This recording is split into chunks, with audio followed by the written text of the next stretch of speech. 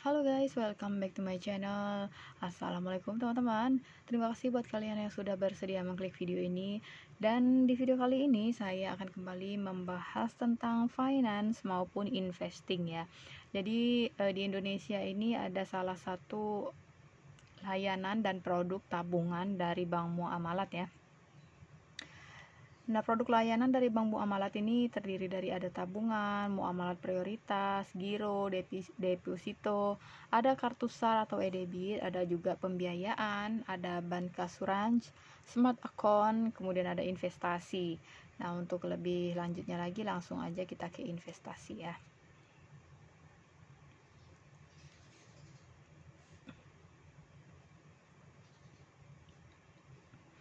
Nah, jadi keuntungan dari berinvestasi ini yang pertama aman ya. Jadi pemerintah ini menjamin penuh 100% pembayaran imbalan dan nilai nominasi SBSN ya, atau imbalan kompetitif.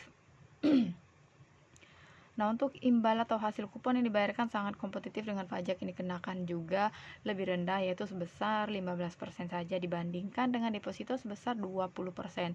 Jadi sesuai syariah ya guys ya.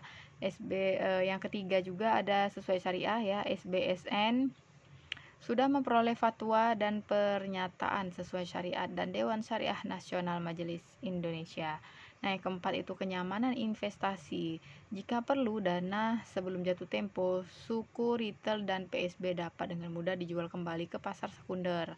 Sedangkan untuk suku tabungan terdapat pilihan maksimum 50% dari total nilai investasi. Dan keuntungan selanjutnya itu mudah dan terjangkau ya. Jadi pembelian SBSN ini mudah cukup dengan memiliki rekening di Bank Muamalat dan memiliki ektp Anda sudah bisa berinvestasi ya. Pasar primer atau pasar primary market sering juga disebut pasar perdana adalah pasar di mana surat berharga. Dalam hal ini SBSN diperdagangkan untuk pertama kalinya ke investor. Nah, sebagai contoh, pemerintah Kementerian Keuangan Republik Indonesia akan memberikan informasi lengkapnya seputar penerbitan dan masa penawaran SBSN tersebut, mulai dari imbal hasil, periode jatuh tempo, dan lain sebagainya. Nah, selain itu, pemerintah juga akan mengumumkan mitra distribusi dari SBSN yang baru saja mereka terbitkan. Hal itu ditunjukkan untuk mempermudah investor retail melakukan pembelian SBSN. Nah, Bank Muamalat ini juga ditunjuk sebagai mitra distribusi resmi penjualan suku retail dan suku tabungan di pasar primer ya. Jadi setelah periode penawaran berakhir, investor sudah tidak dapat lagi membeli di pasar primer, namun masih berkesempatan untuk membeli di pasar sekunder Bank Muamalat setelah minimum holding periode tersebut berakhir. Nah, biasanya sekitar 3 bulan dari masa penerbitan, seperti itu. Nah, hal yang perlu diperhatikan untuk resikonya sebelum berinvestasi di produk SBSN ini ya.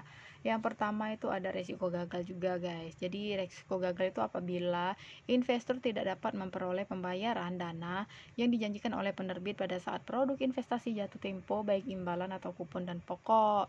Nah, sebagai instrumen pasar modal, sukuk negara retail termasuk instrumen yang bebas risiko karena pembayaran imbalan atau kupon dan nilai nominal suku negara retail dijamin oleh negara. Dan kemudian yang kedua itu resiko pasar. Jadi kerugian besar investor itu karena menjual suku negara retail sebelum jatuh tempo guys, dengan harga jual di bawah harga beli tentunya. Jadi kondisi ini dapat dihindari dengan memegang suku negara retail sampai dengan jatuh tempo. Nah, kemudian resiko yang ketiga ini adalah potensi kerugian jika investor kesulitan melakukan penjualan di pasar sekunder. Nah, risiko ini dapat dimitigasi sebagai Bank Muamalat Indonesia selain bertindak sebagai agen penjual, juga sebagai standby buyer di pasar sekunder. Nah, kalau kita tadi sudah melihat risiko, tentunya banyak beberapa keuntungan dari berinvestasi surat berharga syariah negara atau disingkat dengan SBSN ya.